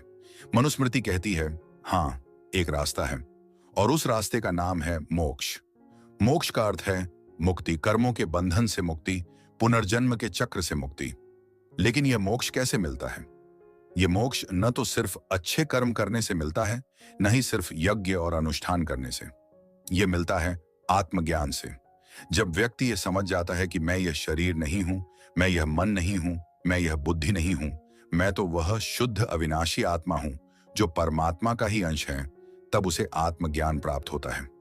इस आत्मज्ञान को प्राप्त करने के लिए वेदों और उपनिषदों में बताए गए ज्ञान मार्ग पर चलना होता है। व्यक्ति को यह समझना होता है कि यह पूरी दुनिया, ये सारे सुख दुख, ये सब कुछ नश्वर है, एक सपने की तरह है। एकमात्र सत्य है ब्रह्म या परमात्मा। जब व्यक्ति ध्यान और चिंतन के द्वारा अपनी आत्मा का परमात्मा के साथ एकत्व महसूस कर लेता है, तो उसके सारे कर्म, चाहे वो अच्छे हों या बुरे, झलकर भस्म हो जाते हैं। वह जीवन और मृत्यु के द्वंद्व से परे हो जाता है। उसे परम शांति और परम आनंद की प्राप्ति होती है। यही अवस्था मोक्ष है। यह अध्याय हमें यह भी बताता है कि धर्म का सच्चा पालन क्या है। 10 लक्षण बताए गए हैं धर्म के: धैर्य, क्षमा, आत्म संयम, चोरी न करना, शुद्धता, इंद्रियों पर नियंत्रण, बुद्धि का प्रयोग, विद्या, सत्य और क्रोध न करना। जो व्यक्ति इन 10 लक्षणों का पालन करता है, वही सच्चा धार्मिक है। अंत में मनुस्मृति इस बात पर जोर देती है कि वेद ही धर्म का मूल स्रोत है। वेदों में ही सृष्टि का, कर्म का और मोक्ष का सारा ज्ञान छिपा है। इसीलिए हर व्यक्ति को वेदों का अध्ययन करना चाहिए और उनके बताए मार्ग पर चलने का प्रयास करना चाहिए। यह अंतिम अध्याय हमें हमारे जीवन को एक बड़े परिप्रेक्ष्य में देखने की दृष्टि देता है। यह हमें बताता है कि हमारे छोटे छोटे कर्म भी कितने महत्वपूर्ण हैं, क्योंकि वे हमारे भविष्य का निर्माण करते हैं। यह हमें यह भी याद दिलाता है कि जीवन का अंतिम लक्ष्य सिर्फ सांसारिक सफलता पाना नहीं है, बल्कि अपनी आत्मा को जानना और उसे मुक्त करना है। यह मनुस्मृति की यात्रा का एक बहुत ही सुंदर और गहरा समापन है। यह हमें नियमों और कानूनों की दुनिया से निकालकर आध्यात्मिकता के अनंत आकाश में ले जाता है, जहां सभी बंधन समाप्त हो जाते हैं और केवल आनंद ही शेष रहता है। तो दोस्तों, यह थी मनुस्मृति की पूरी ऑडियो बुक। हमने सृष्टि की उत्पत्ति से लेकर आत्मा की मुक्ति तक की एक लंबी और ज्ञानवर्धक यात्रा की। हमने देखा कि कैसे हजारों साल पहले एक ऐसे समाज की कल्पना की गई थी जो नियमों और कर्तव्यों पर आधारित था। हमने ब्रह्मचर्य आश्रम की कठोरता, गृहस्थ आश्रम की जिम्मेदारियां, वानप्रस्थ का त्याग और सन्यास के वैराग्य को समझा। हमने राजधर्म के आदर्शों को जाना, न्याय और कानून की बारीकियों को देखा और सामाजिक संरचना की जटिलताओं को समझने की कोशिश की। और अंत में हमने कर्म और मोक्ष के परम सत्य को छुआ। मनुस्मृति एक ऐसा ग्रंथ है जिसे आप आसानी से खारिज नहीं कर सकते और न ही आंख बंद करके स्वीकार कर सकते हैं। इसमें बहुत कुछ ऐसा है जो आज के समय में भी प्रासंगिक है, जैसे अनुशासन का महत्व, गुरु का सम्मान, पर्यावरण की रक्षा, एक कल्याणकारी राज्य की कल्पना और कर्म का सिद्धांत। लेकिन इसमें बहुत कुछ ऐसा भी है जो आज के आधुनिक समतावादी समाज के लिए स्वीकार्य नहीं है, जैसे वर्ण व्यवस्था पर आधारित भेदभाव और स्त्रियों के अधिकारों का हनन। इस ऑडियो बुक को बनाने का हमारा उद्देश्य मनुस्मृति का महिमा मंडन करना या उसकी निंदा करना नहीं था। हमारा उद्देश्य था आपके सामने इस ग्रंथ को उसके मूल रूप में बिना किसी लाग लपेट के प्रस्तुत करना, ताकि आप खुद सोच सकें, खुद निर्णय ले सकें। ज्ञान का असली उद्देश्य सवाल पूछना है, जवाब देना नहीं। मुझे उम्मीद है कि इस यात्रा ने आपके मन में कई नए सवाल पैदा किए होंगे। आपको मनुस्मृति का कौन सा नियम या सिद्धांत सबसे ज्यादा सोचने पर मजबूर करता है? हमें नीचे कमेंट्स में जरूर बताइएगा। इस लंबी ऑडियो बुक को धैर्यपूर्वक अंत तक सुनने के लिए आपका बहुत बहुत धन्यवाद। अगर आपको हमारा यह प्रयास पसंद आया, अगर आपको इस यात्रा में कुछ भी सीखने को मिला, तो कृपया इस वीडियो को लाइक करें। आपके एक लाइक से हमारा मनोबल बहुत बढ़ता है। और अगर आप चाहते हैं कि यह ज्ञान और लोगों तक भी पहुंचे, तो इसे अपने दोस्तों और परिवार के साथ शेयर करना ना भूलें। ऑडियो बुक लेजेंड्स पर हम ऐसे ही ज्ञानवर्धक और प्रेरणादायक ऑडियो बुक आपके लिए लाते रहते हैं। अगर आप भविष्य में भी ऐसी ऑडियो बुक सुनना चाहते हैं, तो हमारे चैनल को सब्सक्राइब जरूर करें और बेल आइकॉन को दबा दें, ताकि आपको हमारे नए वीडियो की जानकारी सबसे पहले मिले। एक बार फिर आप सभी का हृदय से धन्यवाद। मिलते हैं अगली ऑडियो बुक में।